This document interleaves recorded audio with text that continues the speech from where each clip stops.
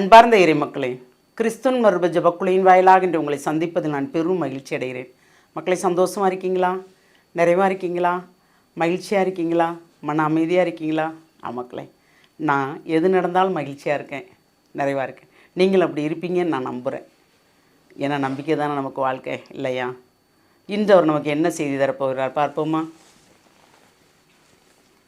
மத்திய எழுதிய நற்செய்தி அதிகாரம் 5 இறை வார்த்தை 43 45 முடிய. உனக்கு அடுத்திருப்பவரிடமும் அன்பு கூர்வாயாக, பகைவரிடம் வெறுப்பு கொள்வாக என கூறியிருப்பதை கேட்டிருக்கிறீர்கள். ஆனால் நான் உங்களுக்கு சொல்லுகிறேன், உங்கள் பகைவரிடமும் அன்பு கூறுங்கள், உங்களை துன்புறுத்தோருக்காக இறைவனிடம் வேண்டுங்கள். இப்படி செய்வதால் நீங்கள் உங்கள் விண்ணகத் தந்தையின் மக்கள் ஆவீர்கள். ஏனெனில் அவர் நல்லோர் மேலும் தீயோர் மேலும் தம் கதிரவனை உதித்தலச் செய்கிறார். நேர்மையுள்ளோர் மேலும் நேர்மையற்றோர் மேலும் மழை பெய்ய செய்கிறார். Praise the Lord. நல்லோர் மேலும் தீயோர் மீதும் தம் கதிரவனை உதித்தலச் செய்கிறார். வாஸ்தவம் தானே? எல்லாருக்கும் தானே ஒளி தருது கதிரவன், எல்லாருக்கும் தானே மழை வருது, இல்லையா? பணக்காரனுக்கு ஒரு மழையும் ஏழைக்கு ஒரு மழையுமா தராரு? இல்லை, எல்லாமே ஒன்று போல தான் தராரு. அதனால தான் உங்கள் பகைவரிடமும் அன்பு கூறுங்கள் அப்படிங்கிறாரு. ஆனால் அதெல்லாம் ஏற்றுக்கொள்கிற மாதிரியாக இருக்கு ஆண்டவரே அப்படின்னு கேட்க சொல்லுதில்ல, இல்லையா? ஆமாம், அதுதான் இறைவன் இயேசு. அதுதான். ஏனென்றால் நம்ம எவ்வளவு குற்றங்குறைகள் செய்திருந்தாலும் நம்மளை மன்னித்து அவர் ஏற்றுக்கொள்கிறார்ல. அதனால நமக்கு எதிராக யார் பேசினாலும் இறைவன் சார்பில் மன்னிப்போமே. அப்படி மன்னிக்கும்போது நாம் விண்ணக பிள்ளைகள் என அவர் நம்மளை ஏற்றுக்கொள்கிறார். ஏன்னா தந்தைக்கு அது விருப்பமாக இருக்கிறது. தன் மகன் எல்லாரையும் மன்னித்தார் அல்லவா?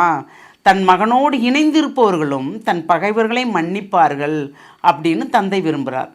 அந்த விருப்பத்தை தான் இயேசு கேட்கிறார். நீங்கள் என்னோடு இணைந்திருந்தால் தந்தையின் விருப்பத்தை நிறைவேற்றுங்கள். அப்படி நிறைவேற்றும் போது தான் எல்லாமே நன்மையாக இருக்கும். ஏனென்றால் உன் மீது அன்பு கொள்கிறவங்கள்ட்டே நீ அன்பு கொண்டா அதில் என்ன இருக்குது? இல்லை, நீ உனக்கு பகைமையாக இருக்காங்கல்ல, நீ அன்பு செலுத்திப்பார். அவங்க முதல்ல அன்பு செலுத்தும் போது சொல்லுவாங்க, என்னவா புதுசாக இருக்குது, நடைமுறை அதை தாங்க, அப்படி தான் சொல்லுவாங்க. ஏன்னா உங்களை பகைவராகவே நினச்சிருப்பாங்க. நீங்கள் பேச போனாலும் திருப்பிட்டு போயிடுவாங்க மூஞ்ச. அப்படி இருக்கிறவங்ககிட்ட நம்ம எப்படி போய் பேசணும்னு நீங்கள் நினைப்பீங்க. ஒரு நேரம் பேசி பாருங்கள், 2 நேரம் பேசி பாருங்கள், திருப்பி ஆண்டவரே அவங்கள நம்மக்கிட்ட பேசும்படி கொண்டு வருவார். Praise the Lord. என்னென்றால் அதுதான் நம் இறைவன். அப்போ நாம் இறைவனுக்கு ஒத்த வாழ்க்கை வாழும்போது நாம் அவர்களை, நமக்கு எதிராக செய்தவர்களை நாம் மன்னித்தோம் என்றால் நீங்கள் உங்கள் விண்ணகத் தந்தையின் மக்கள் ஆவீர்கள்.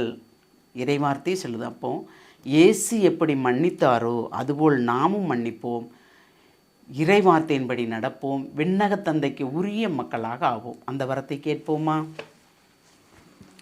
தாயும் தந்தையுமான இறைவா, ஆம், தந்தையாக இருந்து எங்களை வழிநடத்தவும், இயேசுவை உங்கள் மகனை எங்களுக்கு சகோதரனாக தந்து எங்களை நல்வழி செலுத்துவதற்கும் நீர் எவ்வளவு பெரிய காரியம் செய்தீர் ஆண்டவரே. அதற்கு கொடான கொடி நன்றி. ஆமாண்டவரே, தெரிந்தவர்கள் அறிந்தவர்கள் எங்களுக்கு உதவி செய்வதை விட இயேசுவின் மூலமாக வருகிறவர்கள் ஆமாண்டவரே பேர் பெற்றோர் என்று சொல்வார்கள். அதுபோல் இயேசு எங்களுக்கு வந்ததே பெரிய பேர் தான் ஆண்டவரே. நாங்கள் அவரை ஏற்றுக்கொண்டு அவரின் வழியில் நடக்கும்போது எல்லாமே நன்மையாக நடக்கும் என்று விசுவசிக்கிறோம் ஆண்டவரே. இன்று என்ன தேவை அது மட்டும்தான் நாங்கள் கேட்கிறோம் ஆண்டவரே. நாளையதை அவர் பார்த்து கொள்வார். அந்த எண்ணத்தில் நாங்கள் இருக்கும்போது எல்லாமே நிறைவாக நடக்கும் என்று நாங்கள் நம்புகிறோம், விசுவசிக்கிறோம். இந்த நம்பிக்கை எங்களுக்கு தந்த கிருபைக்கு நன்றி கூறி எங்களை முழுமையாக உம்முடைய இரக்கத்துக்குள் ஒப்புக் கொடுக்கிறோம். ஜெபம் கேட்கும் நல்ல பிதாவே. ஆமேன், ஆமேன், ஆமேன்.